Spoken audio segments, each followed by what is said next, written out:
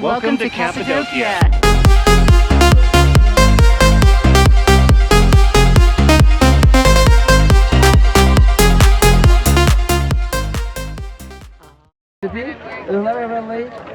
Good morning, guys.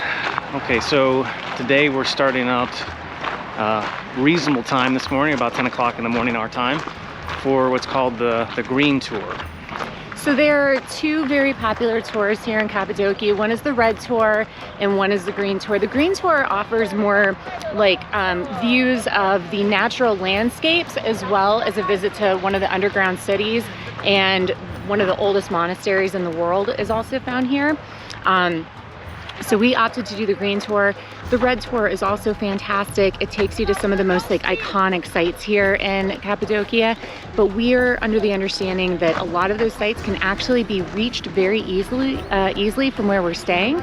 So we're gonna try to do some of those on our own from the Red Tour, but we opted to do the full Green Tour today to get a good view of the area and all of its natural beauty.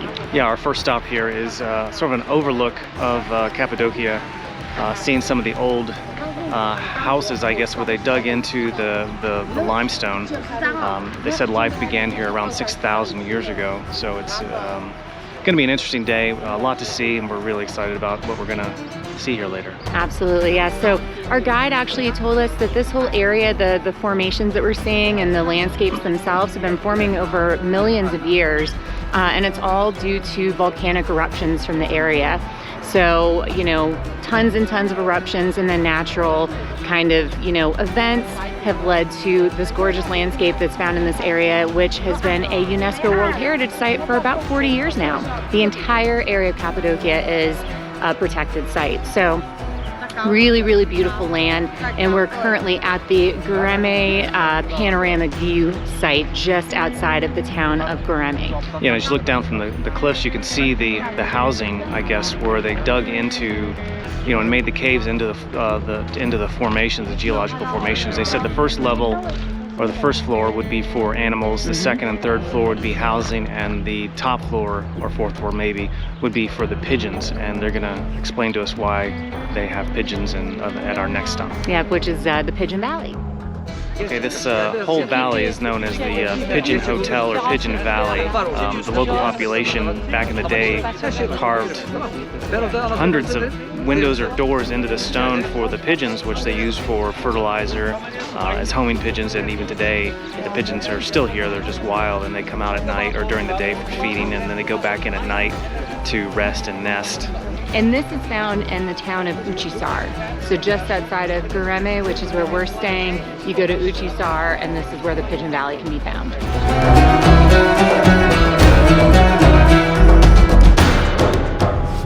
And now we're about to experience the area's largest underground city. I think it goes down 8 stories underground, but we're going to only go to about the 4th story. It's very, very cool. It's one of like the biggest things to do here in Cappadocia, or just outside of the towns that we're staying in. It's really cool. These things date back 6,000 years ago to the Hittites. They didn't really use them for living at that point, though. They were using them for storage of all the local agricultural products, apricots and pumpkin and potatoes and things like that. It wasn't until the Byzantine Christians inhabited the area that they started using these underground villages for housing. Alright, this is the area for the animals. They even have a little spot where the animals' food would be prepared. So the sheep and things like that had little carved out niches that they can sleep in. It's really, really cool. All of this is made out of volcanic rock, and apparently it's very, very soft and very easy to dig and form.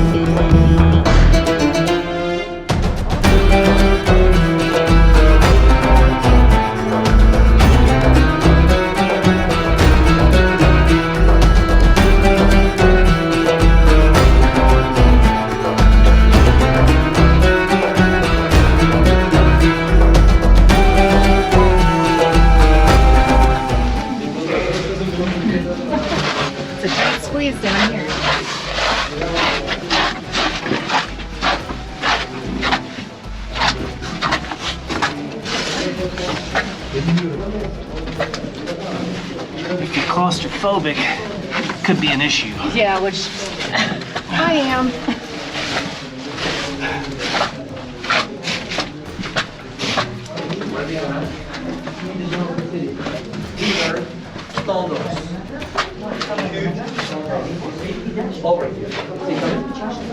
Yes, sir. Let me show you how it works, guys.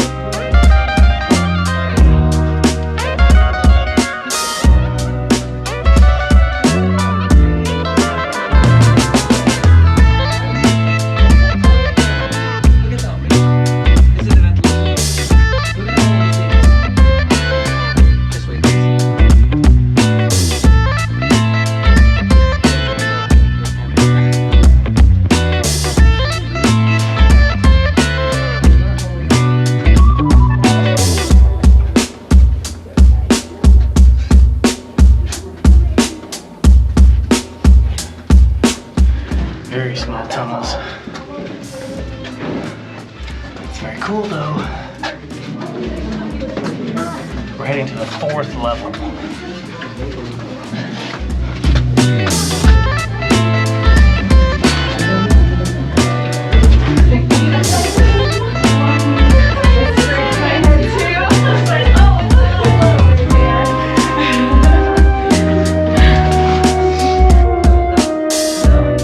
Please, this way. All right, we're at the bottom floor.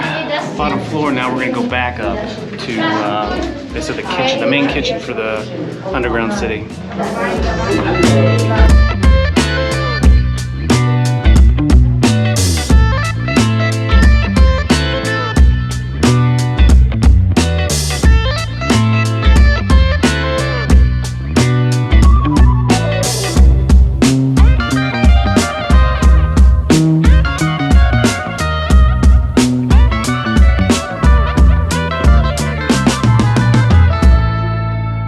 This is the stone where they used to grind all their spices. Потом, например, это была рабочая поверхность.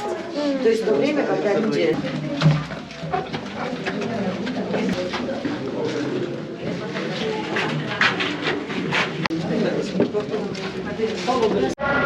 So I think the underground city is so cool.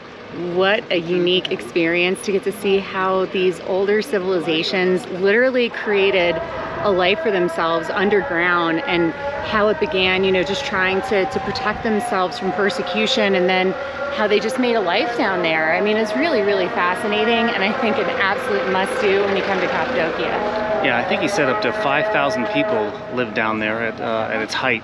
And there are rooms after levels, and I mean, like I said, we only went down to level 4, and there's four more levels below that, and they just extend to the left and the right, and it's fascinating, really. It really is fascinating. It's so cool to see how they were able to create living spaces for themselves down there, and again, to just make a home in a cave. You know, how inventive and intuitive, I just think is absolutely incredible, and I think a highlight of our tour here in this area. We're at the Selima Monastery.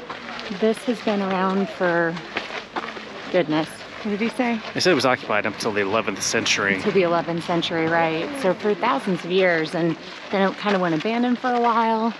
It became a museum, and that's basically what it is today. But there are thousands of rooms carved out in here. Yeah, it said something like 6,000 caves in the valley. So we're gonna climb around here and get in all the rooms and check everything out, and show you what we can.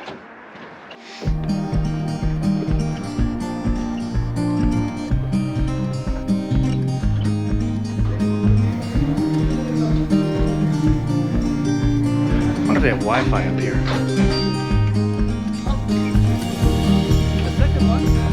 Okay, so now I'm entering the church.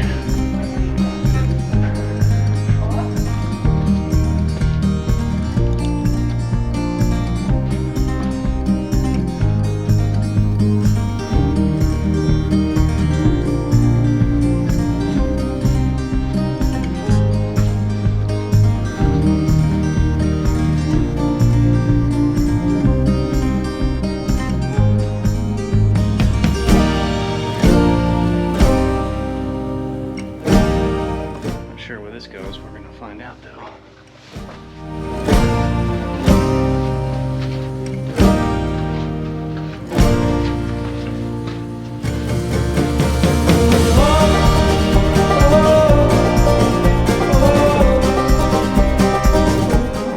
A little passageway to the church. Isn't that sneaky?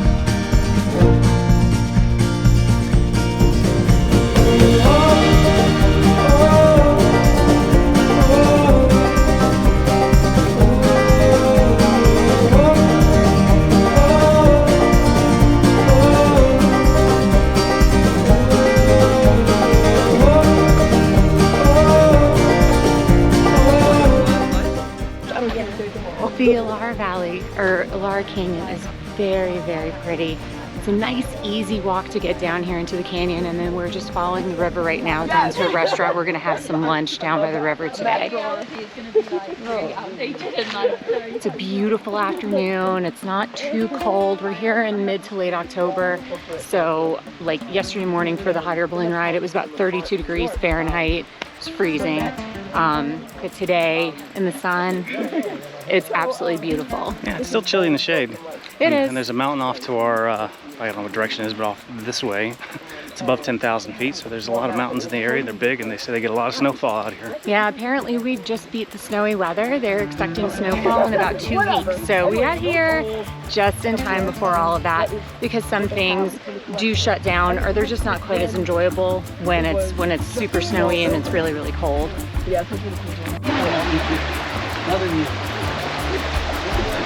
So we're almost at our lunch spot. It's a little outdoor restaurant, little retreat down here along the river.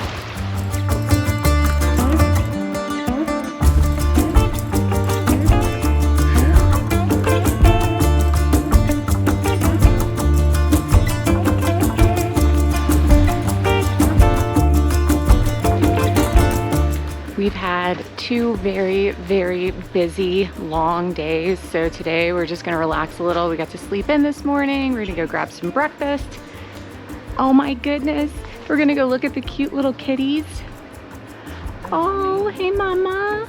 Hey mama. We won't go near them, okay. Hi, sweetie. So we're gonna grab some breakfast and then get a little bit of work done.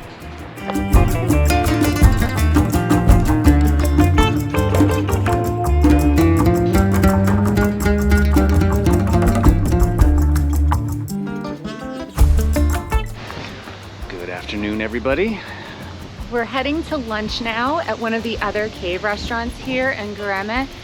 We've been spending this entire morning and early afternoon working, and we have a fun night ahead of us planned. Our last actually booked activity here in Cappadocia. So one thing Gureme has is a plethora of restaurants to choose from, and like we always do, we check the ratings before we go, and also recommendations from our hosts. And this place is supposed to be really a nice place, and we're looking forward to it since we're both starving. And it's kind of a cloudy, overcast day. It's chilly. Yeah. And there are a lot of rooftop restaurants, but it's a little too cold to be doing that. So we're going to one of the other cave restaurants today. They were actually closed yesterday, so we would have gone last night, but we couldn't do it. And here it is.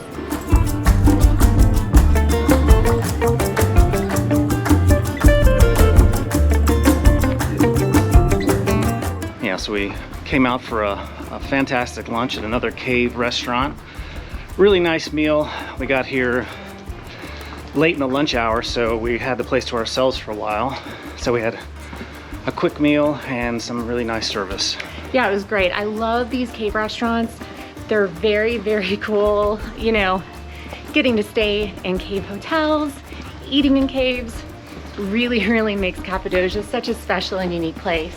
Yeah, so now back to some more administrative work before we head out later this evening for a late dinner and our final excursion, if you will. So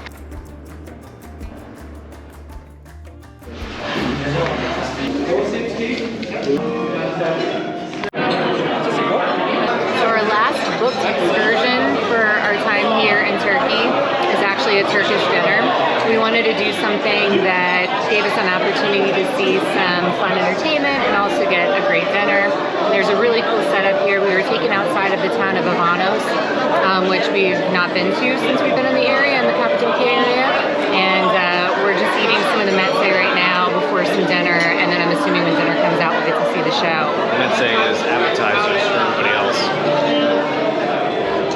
So fancy. That's what they call it. That's what it's called here. It's meze. And this is quite the production. We're in this little sort of nook on the side, and there's, I don't know, another 100 people in front of us in various areas. There are arrangements of seating. I'll flip the camera so you can see it, but it's quite the production. Yeah, absolutely. It's super organized though, and there are a lot of people waiting on everybody, so like everyone's getting their stuff really promptly, and I can tell that it's going to be a really cool night. I'm excited about it.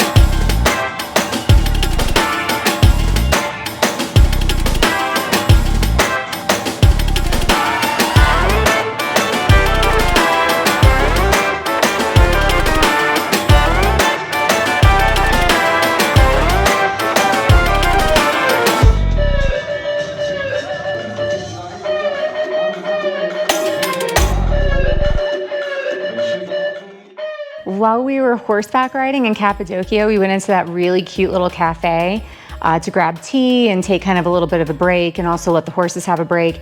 And the very sweet owner, the wife, gave me one of these amulets. I gotta do that close. Can you see it? So this is the evil eye. And you see these things hanging all over the place in Turkey. We even had one of these over our door to our room in Cappadocia.